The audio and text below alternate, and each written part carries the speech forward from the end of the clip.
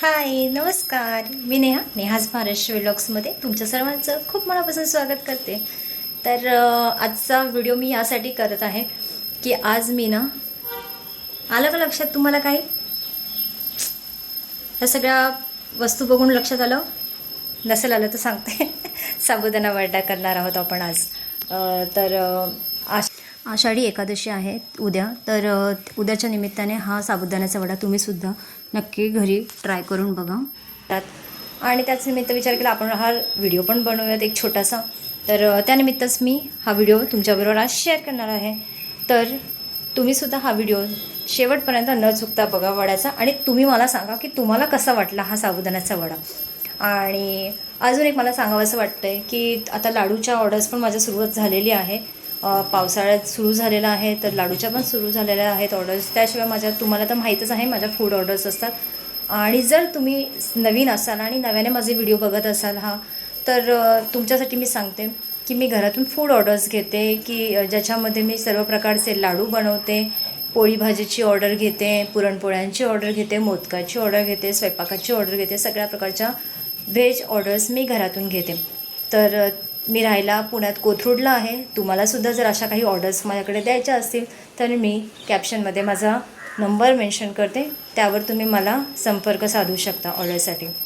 तर आता जास्त वेळ गेलत नाही, आपण या रेसिपीला स्टार्ट करूयात, चला मग। तर इथे रात्री मी साबुदाणा भिजत टाकला होता, तर 3 वाटी साबुदाणा मी इथे घेतला होता। तर या साबुदाणा सकाळी उठल्यानंतर व्यवस्थित हलवला होता, आणि आता तुम्ही बघू शकता मस्तपैकी फुगला आहे साबुदाणा आणि व्यवस्थित आता शिजला गेला पण आहे। तर हा साबुदाणा मी 3 वाटी घेतला होता, रात्री झोपताना भिजत ठेवला होता मी।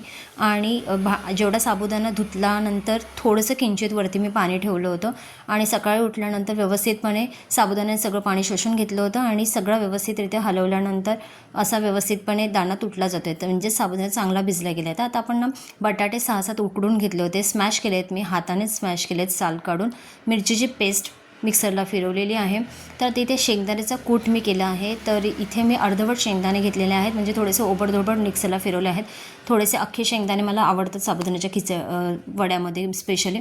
तर आता हा साबुदाण्याचा वडा आपण करणार आहोत। इथे बटाटे स्मॅश केलेले आहेत, ते पण आपण ॲड केलेले आहेत। एकाच साबुदाण्याच्या मिश्रणात सगळं आपण ॲड करणार आहोत। तर इथे मिरचीची पेस्ट आहे, ती पण आपण घेतलेली आहे। तुम्हाला जेवढा मिरचीची पेस्ट तिखट प्रमाणात हवा आहे किंवा कमी तिखट हवा आहे तेवढी तुम्ही इथे ॲड करू शकता। तर इथे चवीपुरतं मी मीठ मगाशीच ॲड केलं होतं साबुदाण्यामध्ये। आता अर्धा लिंबू घेतलेला आहे, तर लिंबू आपल्याला याच्यामध्ये पिळून घ्यायचं आहे। तर लिंबातली बी आपल्याला काढून घ्यायची आहे, आणि असं लिंबू मी व्यवस्थित पिळून घेतलेलं आहे।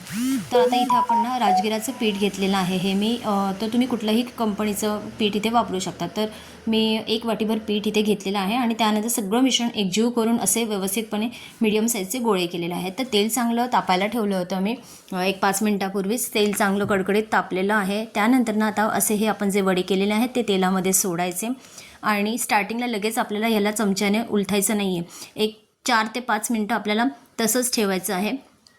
त्यानंतर आपल्याला दुसरी बाजू याची पलटी करून घ्यायची आहे। त्यानंतर आता खमंगरित्या अशा प्रकारे दोन्ही साईडला साबुदाणा वडा आपल्याला परतून घ्यायचा आहे तेलामध्ये, म्हणजेच थोडा फ्राय करून घ्यायचा आहे। तर हा साबुदाण्याचा वडा बिलकुल तेलकट होत नाही। आता व्यवस्थितपणे याचा कलरसुद्धा छान आलेला आहे। तर अशाच प्रकारे मी दुसरी बॅचसुद्धा साबुदाणा वड्याची तळून घेणार आहे।